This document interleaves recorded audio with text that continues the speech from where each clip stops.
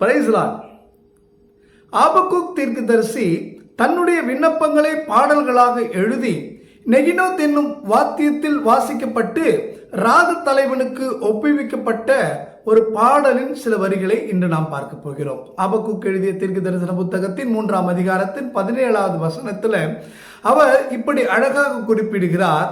அத்திமரம் துளிர் விடாமல் போனாலும், திராட்சை செடிகளில் பழம் உண்டாகாமல் போனாலும், ஒலிவ மரத்தின் பலன் அற்று போனாலும், வயல்கள் தானியத்தை விளைவிக்காமல் போனாலும், கிடையில் ஆட்டு மந்தைகள் முதலற்று போனாலும், தொழுவத்திலே மாடு இல்லாமல் போனாலும், அடுத்த வசனத்தில் அவர் அழகாக சொல்கிறார், நான் கர்த்தருக்குள் மகிழ்ச்சியாய் இருப்பேன், என் ரட்சிப்பின் தேவனுக்குள்ளே களி கூறுவேன். எவ்வளோ ஒரு அருமையான ஒரு வார்த்தையை பாருங்க.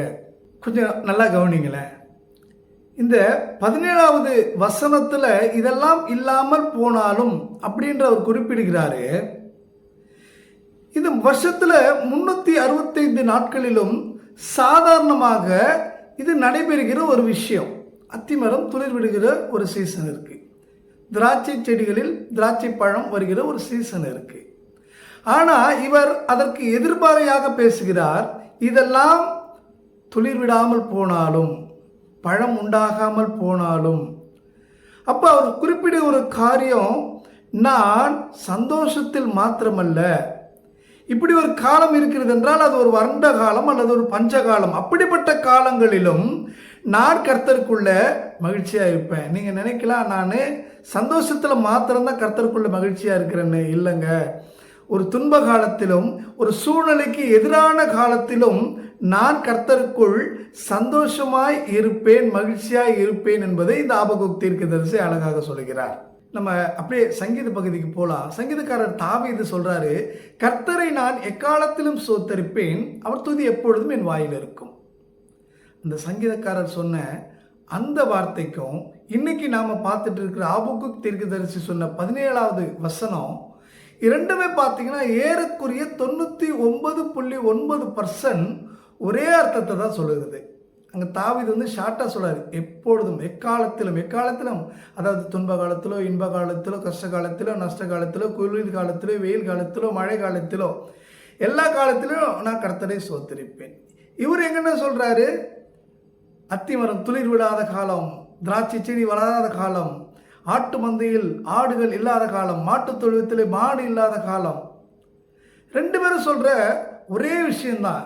இதெல்லாம் இல்லாத பட்சத்திலும், இதெல்லாம் நடக்காத பட்சத்திலும், எல்லா காலத்திலும் நாங்கள் கர்த்தருக்குள்ளே மகிழ்ச்சியாக இருப்போம், கர்த்தரை சோத்தரிப்போம். இவங்க ரெண்டு பேர் சொல்ற விஷயமும் ஒண்ணுதான். நமக்குள்ளும் இப்படிப்பட்ட ஒரு வைராக்கியம் வேண்டும். எல்லா காலத்திலும் எல்லா சூழ்நிலைகளிலும் நாங்கள் கர்த்தருக்குள்ளே மகிழ்ச்சியாய் இருப்போம்.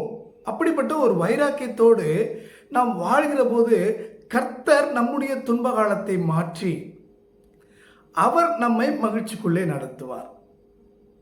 எத்தனை பேர் விசுவாசிக்கிறீங்க? விசுவாசிக்கிறவங்க ஆமென் ஒரு கமெண்ட் போடுங்களேன்.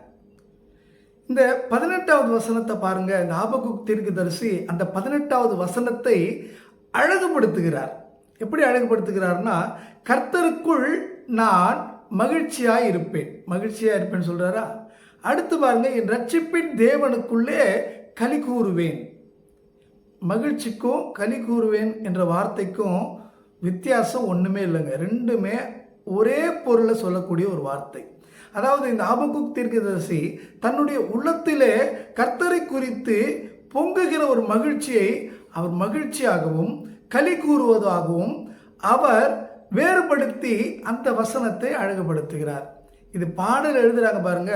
பாடல் எழுதக்கூடியவர்களால் மாத்திரமே இப்படிப்பட்ட வரிகளை அமைத்து அழகுபடுத்த முடியும். உதாரணத்துக்கு நம்ம பெர்க்மான்ஸ் ஃபாதர் பாருங்க, அன்பு கூறுவேன் இன்னும் அதிகமாக. இந்த பாடல்ல அன்பு கூறுவேன் அப்படி எழுதும் போதே அதுல எல்லாமே அடங்கிடுது. அந்த அன்பு கூறுவேன் என்ற வார்த்தை அழகாக இருக்கும் பொழுது பக்கத்தில் ஒரு லைன் போறாரு, இன்னும் அதிகமாய். அந்த அன்பு கூறுவேன் என்ற வார்த்தை இன்னும் அழகு பெறுவது எப்பொழுது என்றால், இன்னும் அதிகமாய் ஒரு வார்த்தை போடுறாரு பாருங்க. அப்பதான் அந்த பாடல் இன்னும் அழகு பெறுகிறது. அப்படித்தான் இந்த ஆபக்கூக் தீர்க்கதரிசி தன்னுடைய மகிழ்ச்சியை மகிழ்ச்சியாகவும் களி கூறுவதாகவும் கூறி எழுதி அந்த வசனத்தை அழகுபடுத்துகிறார். எவ்வளோ ஒரு அழகான ஒரு காரியம் இல்லை? நம்முடைய வாழ்க்கையிலும் நம்முடைய எல்லா சூழ்நிலைகளிலும் நாம் கர்த்தருக்குள் மகிழ்ச்சியாய் வாழ நாம் பழகிக்கொள்ள வேண்டும்.